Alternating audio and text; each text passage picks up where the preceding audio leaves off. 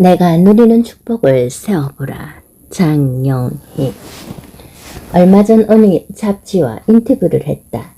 최근 몇 년간 나에 대한 기사는 거의 암 환자 장영희, 투병하는 장영희에 국한되어 있어서 그냥 인간 장영희, 문학선생 장영희에 초점을 맞춰줄 것을 조건으로 인터뷰에 응했다. 나는 열심히 문학의 중요성, 신세대 대학생들의 경향 등등을 성의껏 말했다.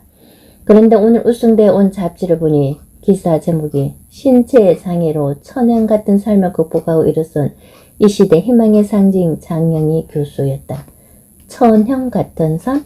그 기자의 의도와는 상관없이 난 심히 불쾌했다. 어떻게 감히 남의 삶을 천행이라고 부르는가? 맞다. 나는 1급 신체의 장애인이고 암투병을 한다.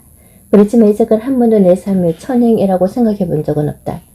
사람들은 신체 장애를 갖고 살아간다는 건 너무나 끔찍하고 비참하리라고 생각하지만 그렇지 않다. 이 없으면 잇몸으로 산다는 말이 있듯이 나름대로의 삶의 방식에 익숙해져 그런 대로 큰 불편을 느끼지 않고 살아간다. 솔직히 난 늘 내 옆을 지키는 목발을 유심히 보거나 남들이 장애인 교수 운운할 때에야 아참 내가 장애인이었지 하고 새삼 깨닫는다. 장애인이 되는 것은 신체적 불편 때문이라기보다는 사회가 생산적 발전의 장애를 여겨 장애인으로 만들기 때문이다. 뭔가를 못해서가 아니라 못하리라고 기대하기 때문에 그 기대에 부응해서 장애인이 되는 것이다. 하지만 그것은 단지 신체적 능력만을 능력으로 평가하는 비장애인들의 오만일지도 모른다. 서울 명예학교 복도에는 윤석중 씨가 쓴 다음과 같은 시가 걸려있다. 사람 눈 밝으면 얼마나 밝으랴. 사람 귀 밝으면 얼마나 밝으랴. 산 넘어 못 보기는 마찬가지. 강 넘어 못 듣기는 마찬가지. 마음 눈 밝으면 마음 귀 밝으면 어둠은 사라지고 새 세상 열리네. 달리자 마음속 자유의 길. 오르자 마음속 평화 동산. 남 대신 아픔을 견디는 괴로움. 남 대신 눈물을 흘리는 외로움. 우리가 들어주자 그 괴로움. 우리가 달래주자 그 외로움. 영어 속담에 내가 누리는 축복을 세어보라. Count your blessing 라는 말이 있다. 누구의 삶에든 셀 수 없이 많은 축복이 있다는 사실을 전제하는 말이다. 천형이라고 불리는 내 삶에도 축복은 있다. 첫째, 나는 인간이다. 개나 소, 말, 바퀴벌레, 엉겅퀴, 지렁이가 아니라 나는 인간이다. 지난주에 6살짜리 조카와 함께 놀이공원에 갔는데 돈을 받고 아이들을 말에 태워주는 곳이 있었다. 17마리의 말이 어린아이 하나씩을 등에 태우고 줄지어 원을 그리며 돌고 있었다. 말들은 목에 각기, 평화, 질주, 번개, 무지개, 바람 등 무한한 자유를 의미하는 이름표를 달고 직경 온비트나 될까 말까 한 좁은 공간을 하루 종일 터벅터벅 돌고 있었다. 아, 그 초점 없고 슬픈 눈. 난 그때 내가 인간으로 태어난 축복에 새삼 감격하고 감사했다. 둘째, 내 주위에는 늘 좋은 사람들만 있다. 좋은 부모님과 많은 형제들 사이에서 태어난 축복은 말할 것도 없고 내 주변은 늘 마음 따뜻한 사람들, 현명한 사람들, 재미있는 사람들로 가득하다. 이 세상에 태어나서 그들을 만난 것을 난 천운이라고 생각한다. 셋째, 내게는 내가 살아가는 일이 있다. 가치관의 차이겠지만 난 대통령, 장관, 재벌 총수보다 선생이 훨씬 보람있고 멋진 직업이라고 생각한다. 그것도 한국에서 손꼽히는 좋은 대학에서 똑똑한 우리 학생들을 가르칠 수 있는 게 천운이 아니고 무엇이겠는가. 넷째, 남이 가르치면 알아들을 줄 아는 머리와 남이 아파하면 같이 아파할 줄 아는 마음을 갖고 있다. 몸은 멀쩡하다 손 쳐도 아무리 말해도 못 알아듣는 아나무인에 남을 아프게 해놓고 오히려 쾌감을 느끼는 이상한 사람들도 많은데 나는 적어도 기본적 지력과 양심을 타고났으니 그것도 이 시대의 천운이다. 그래서 나는 아름다운 사람들과 함께 내가 좋아하는 일을 하며 이 멋진 세상에서 하루하루 살아가는 축복을 누리며 살아간다. 얼마 전 다시 본 영화 사운드 오브 뮤직의 대련과 사랑에 빠진 마리아가 그 뭔가 좋은 일 Something Good 이라는 노래를 부르는 장면이 있었다. 어린 시절 난 심술꾸러기였고 내 청소년기에는 힘들었는지 모르지만 이제 이렇게 사랑하는 당신이 거기에 서 있으니 내가 과거에 그 뭔가 좋은 일을 했음에 틀림없어요. 마리아의 논리로 따지면 나도 이렇게 많은 축복을 누리고 살고 있으니 전생에 난 그 뭔가 좋은 일만 많이 한 천사였음에 틀림없다. 아참, 내가 누리는 축복 중에 아주 중요한 걸 하나 빠뜨렸다. 책은 아무나 내는 줄 아나? 이렇게 내 글을 읽어주는 독자가 있어 책을 낼 수 있고 간간히 날 알아보는 독자가 선생님 책을 읽고 힘을 얻었어요 라고 말해주는 것은 내가 꿈도 못 꾸었던 기막힌 축복이다. 그러니 누가 뭐래도 내 삶은 천년은커녕 천해의 삶이다. 오보 장영희. 본영 동아리의 지도교수를 맡고서도 학교 중에는 전혀 신경 쓰지 못하다가 이번 겨울 방학 동안에 특강을 하기로 했다.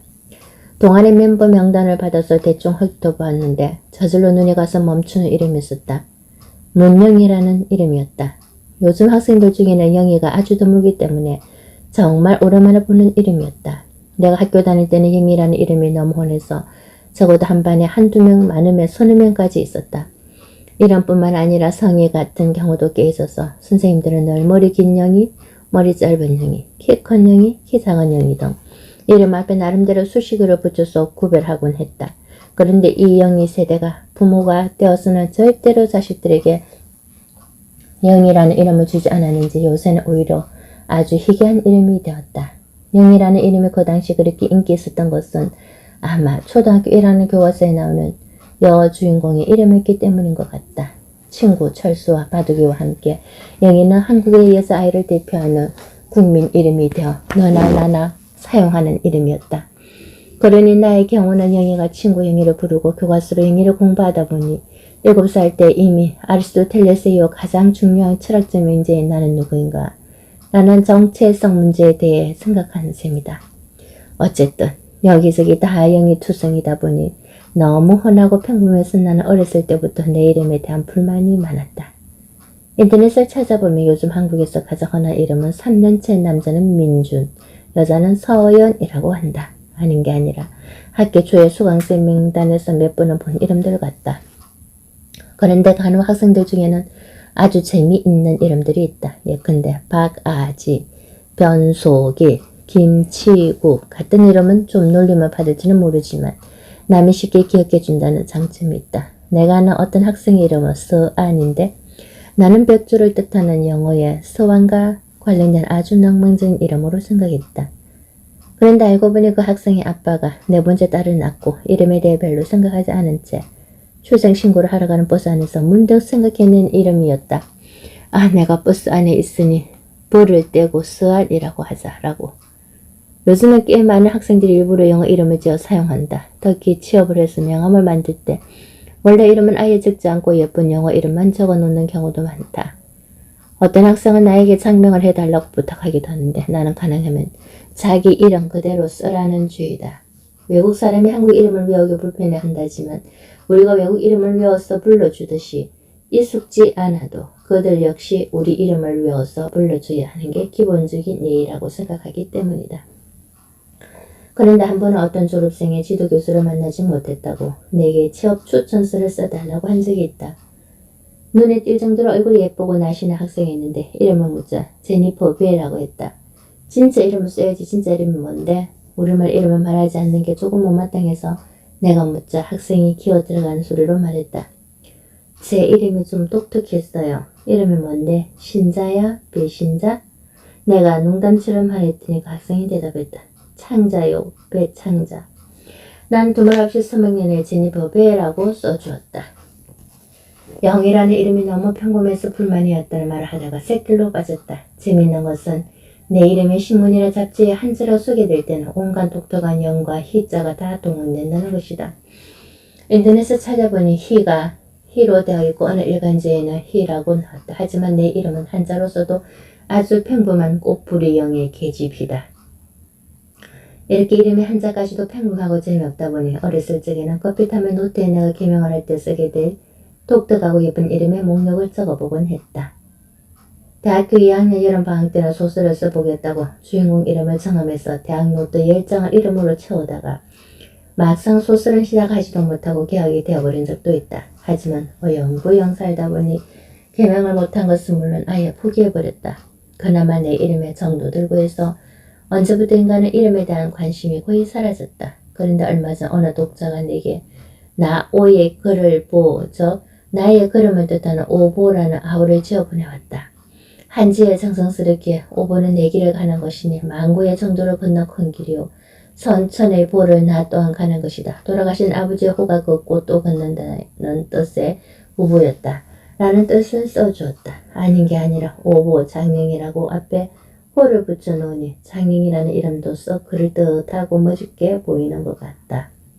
오보 장령이 멋있기는 한데 익숙지 않았을까. 남의 옷을 입은 것처럼 거북하기 짝이 없다.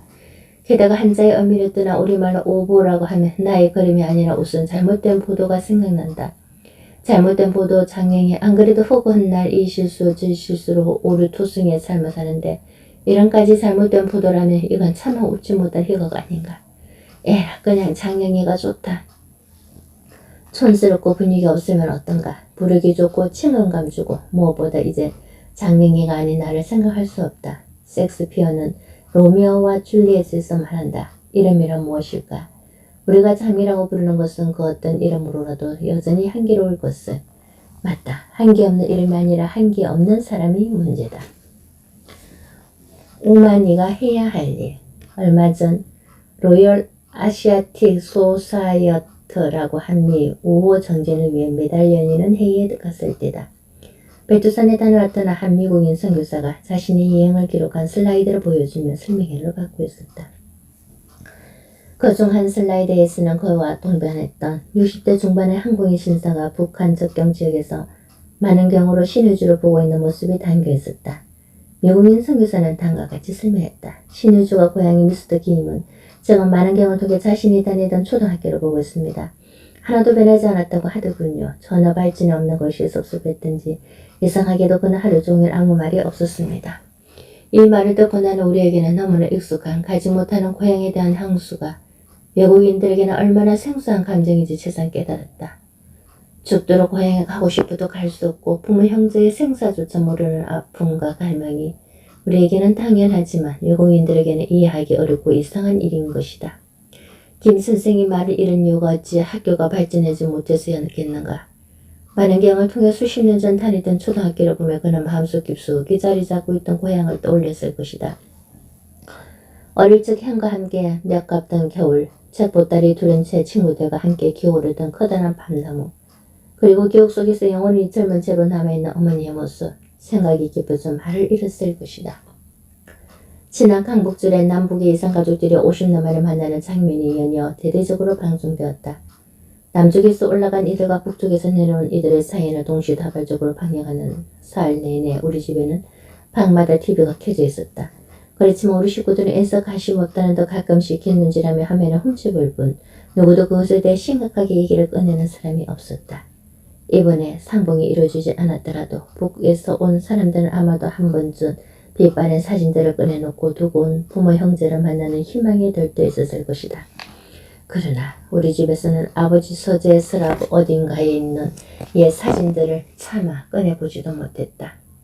북에 계신 형님을 많이 그리워하셨고 친구분들이 산소 자리 마련하실 때도 왜 타행에 묻히느냐고 통일이 되면 고향에 산소 자리 마련한다고 기다리시다가 어느 날 갑자기 떠나셔서 어쩔 수 없이 타행에 묻히신 아버지가 생각났었다. 이북에 형제를 다두고 오신 어머니가 너희 아버지 계셨으면 형님 찾아가실 수 있었을 텐데 자꾸 되내실 때 우리는 진짜 못 들은 척 일부러 TV를 보지도 않는 척 눈물이 나오면 괜히 화장실을 탈락거렸다. 5년.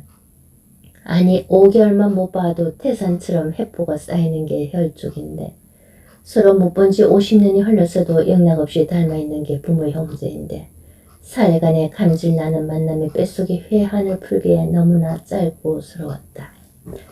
쌀 사오라고 심부름을 보냈던 13살의 아들은 환갑이 넘은 노인이 되어 나타났고 잠깐 이삿짐 옮길 자전거 구해 오겠다고 나갔던 신혼의 남편은 이제 다른 여자의 남편이 되어 돌아왔고 무용학원 간다고 나갔다가 행방불명되었던 딸은 이북의 고위층 맹사가 되어 돌아왔다. 그 사연들은 소설보다 더 기막힌 현실이었다. 남북 상봉이 이루어지는 호텔 밖에서도 드라마는 일어나고 있었다. 몸 앞뒤로 자신의 부모 친정을 찾는 팻말을 건 사람들이 여기저기에서 이북 기자님들을 찾아 호소하고 있었다. 어떤 할아버지가 지금은 90세 된 어머니의 신상을 적은 팻맛을 목에 걸고 있는 걸 보고 우리 측 기자가 무심히 지금쯤은 돌아가시겠다고 말했다. 그러자 그 할아버지는 눈을 크게 뜨더니 화를 벌컥 냈다. 우리 어머니가 와주고요. 나이 90에 사람이 죽는다 말이오. 별말을 다 듣갔소. 참으로 어처구니 없는 억지이지만 누가 그 억지를 나무랄 수 있을까. 다시 이북으로 떠나기 전 100살 된 어머니를 돗자리에 앉히고 마지막으로 저를 올리며 어떤 아들은 말했다. 어머니, 통일되어 아들 다시 보기 전에 눈을 감으면 안 돼요. 아야가시오. 그게 어머니가 해야 할 일이야요. 어머니가 하고 싶어도 할 수 없는 일을 어머니가 해야 할 일이라고 자꾸 우기는 아들을 울며 떠났다. 남중에서 올라간 어느 아버지는 나이 50에 이가 다 빠지고 깡마르고 초라해진 아들 손을 잡고 스럽게 울다가 이북 TV 기자가 카메라를 들이밀자 갑자기 일어나서 김정일 장군 만세를 외쳤다. 한 살도 안 된 천무기를 두고 와서 50년 동안 제의식을 품고 살다가 이제 아버지로서 해줄 수 있는 것은 그것뿐이라고 생각했던 것일까. 그 장면을 보도하면서 남중의 기자는 갑자기 카메라에 대고 김정일을 찬양하는 기억씨의 모습은 주위 사람들을 처연하게 했다. 고 썼다. 나는 이제껏 신문지상에 처연하다는 말이 쓰인 것도 또 그렇게 적합하게 쓰인 것도 처음 보았다. 남쪽의 100살 된 어머니는 아들이 어머니가 해야 할 일이라고 내준 숙제를 제대로 할 수 있을지, 사람이 겨우 나이 90에 죽느냐고 화를 내던 아들의 소망처럼 북쪽의 어머니는 기다려줄지. 하지만 이제 시간이 별로 없다. 기다리다 지쳐 북쪽으로 머리를 향하고 있고만은 신앙민들이 자꾸 늘고 있기 때문이다. 가을이 되면 향수병이 더욱 기뻐지시는 어머니가 떨에 핀 국화꽃에 물을 주다가 말씀하신다. 이맘때면 우리 가수원에는 사과가 주렁주렁 열리고 온 세상이 사과 냄새로 진동했댔는데 아버지가 해야 할 일도 잊으시고 고향도 못 가보고 그만 떠나버리셨지만 우리 어머니는 무슨 일이 있어도 어머니가 해야 할 일을 잊지 않으셨으면 좋겠다. 너는 누구냐? 어떤 여자가 중병에 걸려 한동안 무의식 상태에 빠져 있었다. 이 세상과 저 세상의 경계성을 방황하고 있는데 갑자기 몸이 위로 붕 뜨는 것 같은 느낌이 들었다. 딱히 설명할 수 없지만 그녀는 자신의 하느님 앞에 서 있다고 확신했다. 모습은 보이지 않고 어디선가 근엄하면서도 온화한 목소리만 들렸다. 너는 누구냐? 저는 쿠퍼 부인입니다. 시장의 한 사람이지요. 내 남편이 누구냐고 묻지 않았다. 목소리가 다시 엄숙한 어조로 말했다. 너는 누구냐? 저는 제니와 피터의 어머니입니다. 내가 누구의 어미냐고 묻지 않았다. 너는 누구냐? 저는 선생입니다. 초등학교 학생들을 가르칩니다. 너의 직업이 뭐냐고 묻지 않았다. 너는 누구냐? 목소리와 여자는 묻고 대답하기를 계속했다. 그러나 여자가 무슨 말을 하든지 목소리의 주인을 만족시키지 못했다. 목소리가 다시 물었다. 너는 누구냐? 다시 여자가 대답했다. 저는 기독교인입니다. 내 종교가 뭔지 묻지 않았다. 너는 누구냐? 저는 매일 교회에 다녔고 남편을 잘 내조했고 열심히 학생들을 가르쳤습니다. 나는 내가 무엇을 했는지 묻지 않았다. 내가 누구인지 물었다. 결국 여자는 시험에 실패한 모양이었다. 다시 이 세상으로 보내졌기 때문이다. 병이 난 다음 그녀의 삶은 많이 달라졌다. 어젯밤 무심히 TV를 켰는데 마침 1970년대 인기 있었던 어느 가수가 얼굴이라는 노래를 부르고 있었다. 동그라미 그리려다 무심코 그린 얼굴, 내 마음 따라 피어나던 하얀 그때의 꿈을, 풀잎의 연 이슬처럼 빛나던 눈동자, 동그랗게 맴돌다 가는 얼굴. 정말 오랜만에 듣는 노래였다. 조용하고 아름다운 그 선율은 대학 시절에 듣고는 한동안 듣지 못했지만 흘러간 세월을 훌쩍 뛰어넘어 거침없이 내 입에서 흘러나왔다. 차롯한 연기와 시위대의 함성이 거리를 메우고 탱커만이 텅 빈 캠퍼스를 지키고 있던 시절, 20대에 보는 세상은 혼돈에 가득 차 있었고 내 앞에 놓인 수많은 인생의 갈림길을 오히려 고뇌로 다가왔던 그때, 그러나 여전히 삶은 꿈과 낭만으로 가득 차 있었으며 송두리째 마음을 걸고 열정적으로 사랑하기를 두려워하지 않는 용기가 있었다. 그때 앞으로 내가 살아갈 30대와 40대는 이 세상에 내가 왜 존재하는지 의미를 찾고 나의 삶이 헛되지 않을 뿐 아니라 참으로 의미있고 보람된 삶이라는 것을 전가하는 시기일 거라고 생각했다. 그러나 지금 와서 돌이켜보면 동그라미 그리려다 무심코 그린 얼굴 이라는 노래 가사처럼 살아오면서 우연히 맞닥뜨린 소중한 얼굴들이 있을 뿐 하려다가 말아버린 내 의도와는 다르게 빗나가고 차질된 꿈만이 무성한 것이 내 삶이다. 내가 이제 죽어 심판대에 서 있고 누군가 내게 너는 누구냐? 라는 질문을 한다면 무엇이라고 답할까? 나도 이야기 속의 기자처럼 나는 누구의 딸이고 누구의 선생이고 누구의 이모이고 학생들을 가르치고 등등의 대답 말고 진정 내가 누구라고 답할 수 있을까? 누군가 명만은 뒤를 돌아보지 않고 앞만 보고 뛴다고 했다. 나도 삶의 명마가 되기 위해 이제껏 뒤에 한 번 안 돌아보고 좀 더 좋아 보이는 자리, 좀 더 편해 보이는 자리를 위해 질주했고 숨 헐떡이며 지금의 이 자리까지 왔다. 그렇지만 나는 아직도 내가 누구인지 잘 모른다.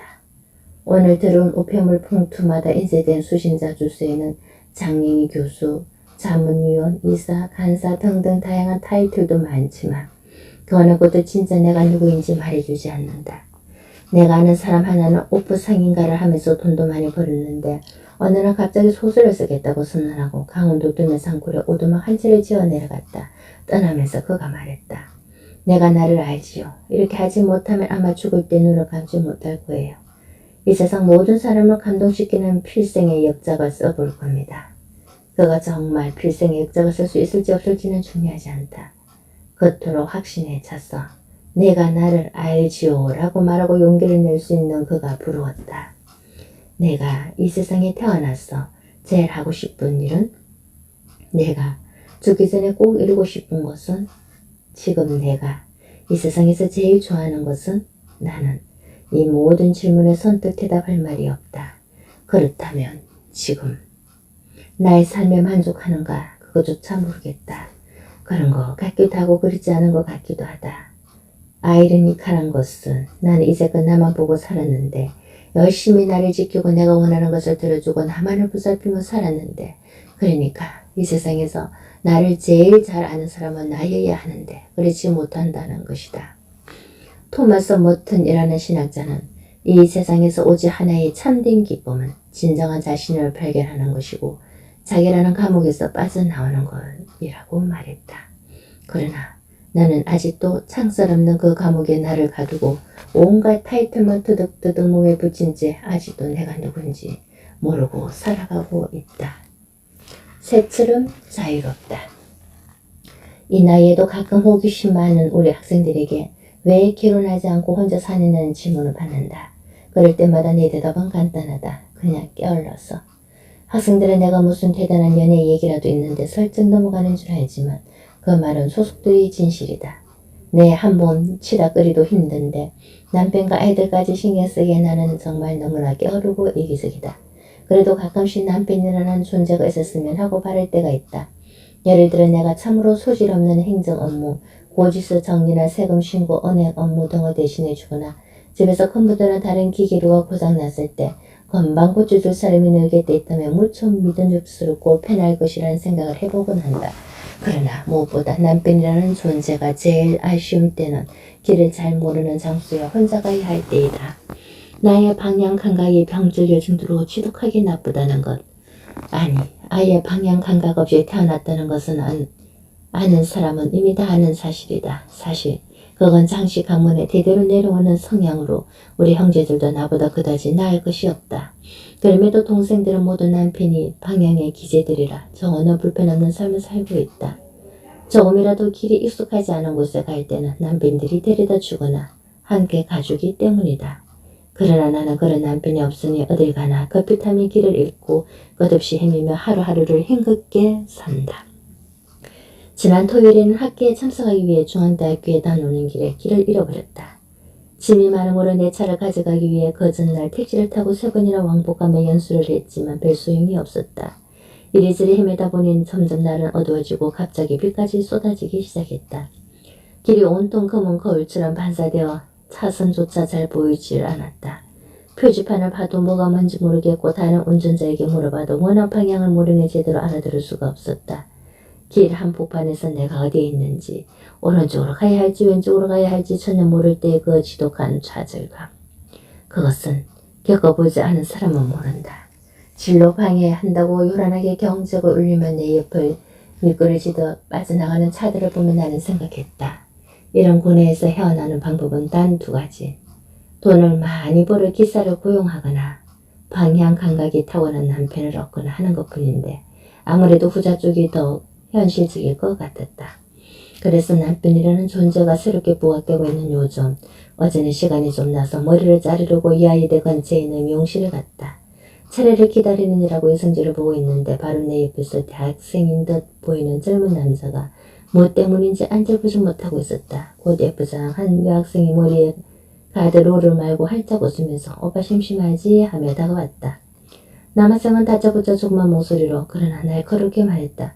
너 왜 내 말 안 듣니? 왜 그렇게 가느드라 롤을 말았어? 그런 머리가 너무 꼬불꼬불해질 거 아니야? 여학생은 여전히 눈웃음지만 상냥한 목소리를 대답했다. 오빠 이건 롤 스트레이터야. 미용사 언니가 내 머리가 수치 적어서 이렇게 안 하고 그냥 스트레이트로 하면 너무 납작해진대. 난 납작한 머리가 좋아. 남학생은 심통맞게 대꾸하며 덧붙였다. 지난번에도 내 허락 없이 파마하더니 이번엔 더 꼬불꼬불하게 만들어놔? 비슷한 대화는 계속 이어졌고 나는 벌써 일어나 야 너 그만두지 못해? 그게 제 머리지 내 머리냐 하고 소리 지르고 싶은 충동을 혼신을 다해 참고 있었다. 아무리 사랑에 빠진 젊은 남녀라지만 한껏 머리털 내 목숨 거는 남자와 여자의 끝없는 인내가 내겐 거의 절망스럽게 느껴졌다. 명실을 나온 후 3명의 다른 교수와 함께 일하고 있는 신촌 부근의 오피스텔로 갔다. 조만간 출판해야 할 책이 있어 지난 3개월간 그의 밤낮으로 함께 일하고 나니 지금은 그야말로 가족만큼이나 서로의 버릇이나 성격에 대해 잘 아는 사이가 되었다. 그 중에 젊은 남자 교수가 있는데 결벽증에 가까울 만큼 깔끔한 성격의 소유자다. 그는 오피스텔에 들어서자마자 늘 검지로 책상 위 먼지를 점검하고 화장실을 매일 직접 청소한다. 먼지 알레르기가 있다는 그는 지난 항사 때 어찌나 자주 재채기를 해대든지 혹시 기도가 맞게 질식하는 건 아닌지 걱정될 지경이었다. 4명이 커다란 책상을 함께 쓰는데 그의 자리는 늘 완벽하게 정리가 되어 있는 것은 물론 볼펜도 책도 책상 가장자리와 직각으로 놓여있다. 판을 엄시고 먹지 않고 도시락을 싸가지고 다니며 잠은 꼭 하루에 4시간만 자는 것도 그의 원칙 중 하나이다. 그러니 워낙 정리성 없고 깔끔하지 못한 나와 사사건건 부딪히는 것은 당연한 일이다. 하지만 서로 예의를 지키며 고주 책 제작이 끝난 날만을 고대할 뿐이다. 그런데 어제는 또 다른 신경절이 벌어졌다. 컴퓨터가 고장나서 손으로 글을 쓰는데 그래 내가 써놓은 것을 일일이 다시 베끼는 것이었다. 왜 다시 쓰세요? 하고 묻자 편집하는 사람이 못 알아볼 뿐더러 이렇게 갈게 쓴 필지를 보면 제 머리가 기능을 안 했어요 라고 답했다. 나는 할 말이 무척 많았지만 그냥 침묵해버렸다. 그러면서 문득 그의 결벽과 질서에 기대치에 부응하기 위해 그의 부인이 겪어야 할 고통을 생각했다. 내게 방향 감각이 뛰어난 남편이 있어서 여기저기 가야 할 곳을 데려다 준다면 물론 좋은 일이다. 그러나 그 사람이 내 머리 스타일이 어쩌고 저쩌고 내 지저분한 책상, 내 버릇 필지 하나하나를 걸고 넘어지면 어떻게 할 것인가. 지금 나는 머리를 탁발상처럼 깎는데 해도 뭐라 할 사람 없고 발 디딜 틈 없을 정도로 방이 어지러워도 아무도 뭐라 하지 않는다. 내 폐는 먼지에 익숙해서 아마 공사장 한가운데 앉아있어도 숨쉬는데 별로 지장이 없을 것이다. 또 20시간을 내리자도 잔소리하는 사람 하나 없다. 물론 이런 내 버릇들이 자랑스럽다는 것은 아니다. 그러나 다른 사람과 함께 살기 위해 내 버릇을 고치거나 다른 사람이 나와 다를 수 있다는 점을 이해하기에 나는 역시 너무나 이기적이고 게으르다. 오늘 오후 출판사 가는 길에 나는 또 길을 잃었다. 지난주 연수를 하면서 입구에 붙던 머틀도사라는 아동국 광고를 우회전 표시로 삼았는데 그것이 무슨 콘서트 광고로 바뀌는 바람에 머털도사 광고판만 찾다가 그냥 지나쳐버린 것이다. 한참을 헤매다 나는 길 옆쪽으로 차를 세웠다. 나는 어두워지고 또 비가 오기 시작했다. 갑자기 무슨 생각이 들었다. 하지만 난 스스로를 달랬다. 그래도 지금 내가 여기서 왼쪽으로 가야 할지 오른쪽으로 가야 할지 결정하는 건 순전히 내 자유의지야. 여차하면 차 버리고 택시 타고 가면 되지. 길에서 끝없이 헤매는 것이 인생에서 끝없이 헤매는 것보다는 나으니까. 김점선 스타일. 초록색 풀바 위에 빨간 말. 뭘 보았는지 반가움하며 그쪽을 향해 떼어가려고 엉덩이를 쭉 펴고 앞다리에 힘을 북군 준다. 갈길에 휘날리며 코를 벌렁벌렁 퍼주고 뭔가 재미있어 죽겠다는 듯 금방이라도 우하하 복수를 터뜨릴 것만 같다. 아무리 멀리 높이 뛰어도 걸릴 것 하나 없는 완벽한 자유를 향해 뛰어간다. 이에 장단 맞추도 초원의 풀일도 위로 쭉쭉 뻗어 새파란 하늘까지 닿았다. 그래서 하늘 몇 조각이 후두둑 풀밭에 떨어졌다. 김점선 씨가 이 초록빛 풀밭의 행복한 말을 장령의 말로 지정한 이유는 뭘까? 황우숙의 죽이새 보고 머물러 가버렸지만 금방이라도 뒷다리를 쭉 펴고 벌떡 일어날 듯한 저 빨간 말의 힘을 소망했을까? 아니, 내 병자리 비좁고 복잡한 연구실에 갇혀 이래저래 집착에 끈을 놓지 못하고 사는 내게 저 넓은 초원의 자유를 선사하고 싶었을까? 아니, 그보다는 아무리 생각해도 바로 저 표정, 금방이라도 웃음이 터질 듯한 표정 때문에 이 빨간 말이 내 말이 되었다고 생각한다. 나는 김점선 씨 옆에 있으면 늘 그렇게 웃기 때문이다. 사는 게 재미있어 못 견디겠고 이 세상에 존재하는 평화와 행복을 주체할 수 없어서 끝없이 웃는다. 그네의 순발력과 기발함, 그네의 활기가 질이 맹렬한 삶에서 나를 해방시켜주기 때문이다. 김점선 씨는 이제껏 내가 만난 사람 중에 가장 끝과 속이 다른 사람이다. 그 모습은 터프하지만 속은 말랑말랑하고 이리다. 겉은 씩씩하고 대범하지만 속은 섬세하고 이리다. 겉은 무뚝뚝해 보이지만 속은 한없이 순하고 착하다. 겉으로는 심지어 무관심 모르는 척하지만 그녀의 머리는 비상하여 이 세상의 모든 지식에 해박하다. 무엇보다 겉으로는 엄숙해 보이지만 그녀는 끝없이 육계, 통계, 명쾌하다. 김점선, 한마디로 그녀는 그녀가 그려내는 그림처럼 내 눈앞에 실제로 존재하는 아름다운 환상이다. 이러만 들어도 저 빨간 말처럼 반가움함으로 얼굴에 한박 웃음을 지으며 그녀를 향해 달려가고 싶은 좋은 사람. 중학생 조카 범수도 이발할 때가 되었다고 함께 머리 다듬으러 미장원에 갔던 동생이 현관에 들어오면서 큰 소리로 말했다. 엄마가 뭘 잘못했다고 그러니? 그럼 머리를 그렇게 뚜껑 머리로 만들어 놓는데 가만히 보고만 있으란 말이야? 범수는 아무런 대답 없이 뽀르퉁한 얼굴로 2층으로 올라가 버렸다. 사연인적석. 미장원에 새로 온 미용사가 범수의 머리를 자르는데 손 놀리는 폼이 너무 초보인데다가 머리를 삐뚤게 자르길 그렇게 올라가면 어떡해요? 게다가 삐뚤어지게 라고 동생이 한마디 했다는 것이다. 그랬더니 주인 아줌마 와서 미용사를 꼬시고는 직접 범수의 머리를 다듬었고 그 초보 미용사는 울면서 그냥 안으로 들어가 버렸다는 것이다. 범수는 엄마가 좋게 말할 수도 있었는데 애당초 꾸짖듯이 말했고 게다가 주인 아줌마에게 들릴 정도로 큰 소리로 말했기 때문에 그 미용사의 마음에 크게 상처를 주게 되었다는 것이 불만이었다. 동생은 다시 2층에 대고 소리 질렀다. 사내 자식을 그렇게 마음이 열어서 험한 짓을 어떻게 살래? 이런저런 사정 다 봐주다가 결국 손해보는 건 넌데. 그러고는 다시 혼자 말처럼 덧붙였다. 쟨 어렸을 때부터 그러더니 왜 저렇게 성격이 안 변하는 몰라. 범수는 어렸을 때 너 하면 어떤 사람 될래? 하고 물으면 그 뜻을 아는지 모르는지 무조건 좋은 사람 될래? 라고 대답하곤 했다. 무엇이든 좋은 것이 어른들의 마음을 흡족하게 한다고 생각한 어린아이의 자기 방어였을 것이고 그 말처럼 범수는 늘 남을 잘 배려하고 따뜻한 마음을 가진 착하고 좋은 아이로 잘 자라고 있다. 그렇지만 동생은 오히려 그게 큰 걱정이다. 걸핏하면 남에게 양보하기를 좋아해 제거 제대로 못 챙기고 마음이 너무 좋아 약속 빠르고 계산적인 데가 없으니 남에게 이용만 당하고 사회에서 성공하지 못할까 봐 걱정이라는 것이다.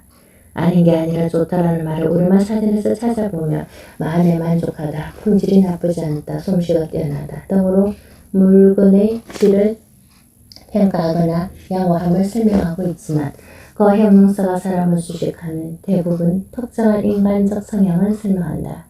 적어도 개인적으로 내가 느끼는 좋은 사람은 사회적 위치나 재정적 상태와는 상관없이 별로 튀지 않고 마음이 넓고 정답고 남이 어려움을 잘 이해해 줄 아는 사람이다. 그런데 우리는 간혹 그 사람은 좋은데 라는 말을 하며 말 끝에 보통 미친 데가 없다든지 악착 같은 데가 없다든지를 덧붙여서 동생의 말처럼 약속 빠르지 못하고 세상의 경쟁에서 살아남기에는 부족한 사람으로 판단할 때의 선제 조건으로 써곤 한다. 좋은 사람 하면 나는 장기려 박사가 생각난다. 부계 부인을 두고 와서 일생 동안 홀로 가난한 사람을 도와주며 살던 그와의 인터뷰에서 기사가 유명한 의사라는 호칭을 썼다. 그러자 그가 씁쓸하게 웃으며 대답했다. 유명한 의사가 되는 것은 그다지 어렵다고 생각지 않습니다. 그러나 진저 좋은 의사가 되는 것은 참으로 어렵습니다. 미국 유학 시절 어떤 선생님의 정명 퇴직식에 참석한 적이 있었다. 동료 교수 한 분이 손발사를 하면서 말씀하셨다.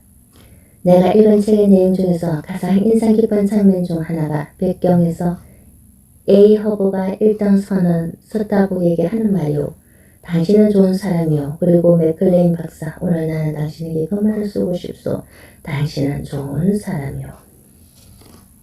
영국 중세 문학의 최고 권위자이며 유명한 석학이었던 맥클레인 선생님은 답사에서 눈물까지 발생이며 좋은 사람이라는 말은 자신이 이제껏 들은 그 어떤 찬사보다 더 값지고 소중한 말이라고 했다. 아직 20대에 있던 나는 그때 두 분의 우정에 감탄했을 뿐 좋은 사람의 의미에는 별 관심이 없었다. 아니 좋은 사람은 특징없고 재미없는 사람이라고 생각했다. 하지만 세월이 많이 흐른 지금 나는 세상 좋은 사람에 대해 생각한다. 그리고 정말 누구의 마음에 좋은 사람으로 남는 게 얼마나 힘들고 소중한지 깨닫기 시작한다. 누군가 단 한 사람이라도 따뜻한 마음, 아끼는 마음으로 날 좋은 사람으로 기억해 준다면 수천 수만 명 사람들이 다 아는 유명한 사람이 되는 일보다 훨씬 의미 있는 일이기 때문이다. 삶을 다하고 죽었을 때 신문에 기사가 나고 모든 사람이 단지 하나의 뉴스를 알게 되는 유명한 사람보다 누군가 그 죽음을 진정 슬퍼해주는 좋은 사람이 된다면 세상이 제 삶이 헛되지 않을 것이다. 세상은 모든 사람이 알아봐주고 대접해주는 유명한 사람이 되고 싶은 사람으로 가득 차 있지만 그래도 간혹 범서처럼 좋은 사람이 되고 싶은 사람들이 있어 그나마 그 온기로 세상이 뒤뚱뒤뚱 돌아가고 있는지 모른다. 하지만 남 탓대 못하랴. 내 마음속 어딘가도 분명히 좋은 선생보다는 유명한 선생이 되어보고 싶은 생각이 있음에 틀림없다. 벌써 방학이 반도 넘게 지났는데 다음 학기 준비는커녕 없는 재주에 글 하나 쓰겠다고 이렇게 머리를 벽에 붙이고 앉아있으니 말이다. 서물과 신. 오후에 오랜만에 고등학교 동창이 찾아왔어. 이야기를 나누었다. 한때는 인정받는 컴퓨터 프로그래머였던 친구는 5, 6년 전에 소위 명퇴를 당하고 그냥 이런저런 봉사활동을 하며 소일하고 있다고 했다. 아직도 일하라고 하면 잘할 수 있을 텐데 이제는 어디 가나 무용지물의 태물 취급이니 봉사 나가는 곳에서도 젊은 사람들을 더 좋아하더라고. 넌 젊은 애들 사이에서 살아서 모를 거야. 난 젊은 애들 앞에서 주눅 들어. 허탈하게 말하는 친구에게 나는 대답했다. 예, 주눅은 무슨 주눅. 죽자 살자 열심히 살았는데 무슨 죄 지었어? 친구가 간 후 볼 일이 있어 백화점에 들렸다가 배가 고파 지하 식품 판매장에 갔다. 엘리베이터를 타기 위해 1층을 가로지러 가는데 얼핏 화장품 치는 데에 놓인 거울에 내 얼굴이 비쳤다. 5호가 된 화장이 들떠 입가에 팔자주름은 가뭄에 농갈라지듯이 깊은 골짜기를 이루었고 눈 밑주름은 더욱 자글자글해 보였다. 나이 살인지 청성살인지 젊을 때보다 더 많이 먹는 것도 아닌데 날이 갈수록 몸무게가 늘 이제는 아이의 얼굴이 어깨에 딱 붙은 듯 목이 없어 보였다. 게다가 나이 들수록 식탐이 더 심해지는지 뭘 먹을까 생각하는 일은 늘 행복한 고민이다. 냉면을 먹을까 칼국수를 먹을까 아닌 비빔밥 이래저래 음식 부스를 기울이는데 마침 유리 케이스 안에 짓는데 먹음직스러운 일본식 김밥들이 눈에 들어왔다. 내가 다가가자 젊은 여성분들이 반갑게 인사했다. 무슨 맛기를 먹을까? 레인보우, 크런치, 여러가지 색깔의 날치알과 야채로 할래기 장식된 김밥들 중 레인보우라고 쓰인 맛기를 가리키며 물었다. 이거 맛있어요? 그럼요, 맛있어요. 근데 그건요, 젊은 분들이 좋아하는 거예요. 나이 드신 분들은 그냥 프라이드 맛기를 많이들 드세요. 그냥 프라이드 맛기? 괜히 새로운 건 먹으려는 당지 않은 생각 말고 먹던 것이나 먹으라는 말로 들렸다. 낡으면 먹는 것도 다른가요? 반기를 들고 눈을 뜬 순간 나는 금방 꼬리를 내렸다. 야들야들하고 투명한 피부, 윤기나는 검고 싱싱한 생머리, 탱탱한 가슴, 그리고 그렇게 작은 공간에 내장이 다 들어있을지 의심을 가진 듯 가늘고 납작한 허리, 아니 그보다 온몸으로 발산하고 있는 당당한 젊음을 이르게 주눅들기 때문이다. 이 늘어진 뺨으로 군살 붙은 아랫배로 언감생심 내가 젊은이들이 먹는 레인보우 맛기를 먹는 새로운 몸을 하려고 했다니. 그럼 그냥 프라이드 맛기 주세요. 나는 기어들어가는 목소리로 말했다. 구태의연하기 짝이 없는 프라이드 맛기 한 봉지를 사들고 나오면서 그래도 좀 억울한 생각이 들었다. 나이 들어가는 것은 무엇인가? 먹는 것도 다른 벨종이 되어가는 일인가? 돌이켜보면 나도 20살 때쯤엔 신살 먹는 사람들을 보면 20살이 나이 먹어 저절로 신살이 되는 게 아니라 애당초 신살로 태어나는 무슨 멸종 인간들처럼 생각했다. 눈가에 잔주림과 입가에 발자주림을 짙은 화장으로 필사적으로 감추고 단순히 생물학적 연륜만으로 아무 데서나 권위를 내세우고 자신의 외로움을 숨기려 일부러 크게 웃고 떠들고 가난한 과거의 진 원수를 갚듯이 목젖이 다 보이게 입을 쩍 벌리고 밥을 먹는 조금은 우스꽝스럽고 조금은 슬픈 존재들. 어떤 이들은 나이 들어가는 일이 정말 슬픈 일이라고 한다.